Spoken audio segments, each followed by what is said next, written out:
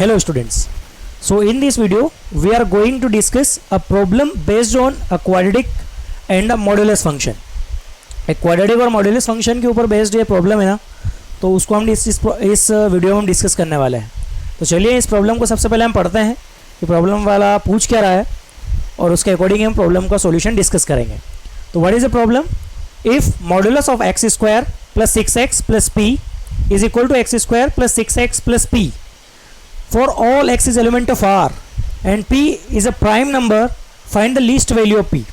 तो प्रॉब्लम को समझते हैं. सबसे पहले क्या दे रखा है कि जो अंदर क्वाड्रेटिक फंक्शन दे रखा है उन्होंने वो एज इट इज़ उसके इक्वल आ गया. अब ये जनरली होता नहीं है ना कि अंदर जो भी एक्सप्रेशन हो वो एज इट इज़ इक्वल आ जाए.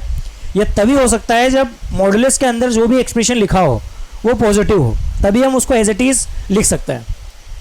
और for x is element of r के लिए लिखा हुआ है. और क्या बोला है? P is a prime number. तो हमें P अब प्राइम नंबर दे रखा है, P is a prime number and पूछा है कि P की सबसे छोटी वैल्यू कौन सी होगी. Find the least values of P. ठीक है, तो लीस्ट वैल्यू भी निकालनी है ना. तो इस एक्सप्रेशन को हम एनालाइज करते हैं क्योंकि कहीं ना कहीं हम यहाँ से ही कंडीशन बना पाएंगे और उससे P की वैल्यूज़ को निकाल पाएंगे.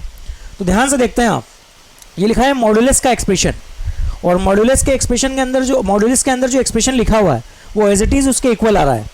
तो जनरली ऐसा होता नहीं है. क्यों नहीं होता? क्योंकि मॉड्यूलस के अंदर जब भी कोई एक्सप्रेशन लिखा हुआ हो, सपोज मॉड एक्स लिखा हुआ हो, तो ये दो तरीके से ओपन होता है. अब इसकी कंडीशंस होती हैं कि हम मॉड्यूलस के अंदर x को लिख सकते हैं minus x when x is less than zero, x is less than zero, and x को एज इट इज x लिखा जा सकता है जब x greater equal than zero हो. ये कंडीशन फॉलो होती है जब x जब पॉजिटिव होता है तभी एज इट इज इसको लिखा जा सकता है. अदरवाइज हम माइनस साइन के साथ ओपन करते हैं जब x अंदर नेगेटिव हो. तो ये एक्सप्रेशन की बात कर रहे हैं, जनरली एक्सप्रेशन की बात कर रहे हैं. तो यहाँ पर x नहीं है, x के टर्म में कोई क्वाड्रेटिक एक्सप्रेशन लिखा हुआ है मॉड्यूलस के अंदर, पर वो एज इट इज इसके बराबर आ गया. तो व्हाट डज इट मीन? इसका मतलब क्या है कि ये एक्सप्रेशन इसके इक्वल है. इसका मतलब क्या है भाई कि ये एक्सप्रेशन इसके डोमेन में दे रखा है भाई x is element of r के लिए. x is element of r के लिए ये ऑलवेज पॉजिटिव आना चाहिए. अगर ये ऑलवेज पॉजिटिव नहीं आएगा तो इसको हम इस तरीके से ऑलवेज नहीं लिख सकते. तो इसको अगर इसके इक्वल होना है इसके x is element of r के लिए तो इसको मस्ट बी पॉजिटिव होना पड़ेगा, must be greater equal than zero होना पड़ेगा. तो हम जानते हैं ये भाई इसको पॉजिटिव करना पड़ेगा अंदर वाले एक्सप्रेशन को. यानी जो क्वाड्रेटिक फंक्शन दे रखा है हमें x square plus 6x plus P, ये जो एक्सप्रेशन है इसको must be greater equal than zero होना पड़ेगा. तभी ये एक्सप्रेशन जीरो से बड़ा होगा और तभी ये इसके इक्वल आ सकता है. अदरवाइज अगर ये पॉजिटिव नहीं होगा तो कहीं ना कहीं x की किसी वैल्यूज़ के लिए नेगेटिव होना पड़ेगा इसे, और अगर ये नेगेटिव हुआ तो इसे नेगेटिव साइन के साथ ओपन करना पड़ेगा. और ये क्वेश्चन में दे रखा है कि एज इट इज़ इसके इक्वल है तो हमें इसको जीरो से बड़ा करके लिखना पड़ेगा. अब अगर कोई क्वाड्रेटिक एक्सप्रेशन जीरो से बड़ा हो तो बेसिक बात है उसका डिस्क्रिमिनेंट, उसका एक्स स्क्वायर का कोफिशिएंट पॉजिटिव होना जरूरी है और discriminant less than equal to zero होना जरूरी है. तो हम ध्यान से देख लेते हैं ना, इसका एक्स स्क्वायर का कोफिशिएंट तो पॉजिटिव ही सही क्योंकि 1 है. तो बस हमें इसका डिस्क्रिमिनेंट नेगेटिव करने की ज़रूरत है. तो डिस्क्रिमिनेंट नेगेटिव कर देते हैं ना इसका. तो डिस्क्रिमिनेंट आ जाएगा b square minus 4ac. B square minus 4ac is less than zero, is less than zero. Equal भी लगा सकते हैं ना क्योंकि जीरो के इक्वल भी होगा तो चल जाएगा ये.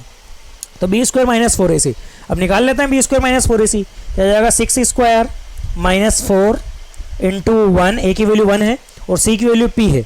तो 1 into 4 into 1 into p is less than equal to zero. तो 6 square 36 minus 4p is less than equal to zero.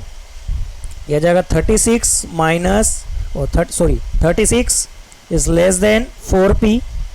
तो यहाँ से p की जो एक्सप्रेशन बनेगा वो बनेगा 36 upon 4 is greater than p.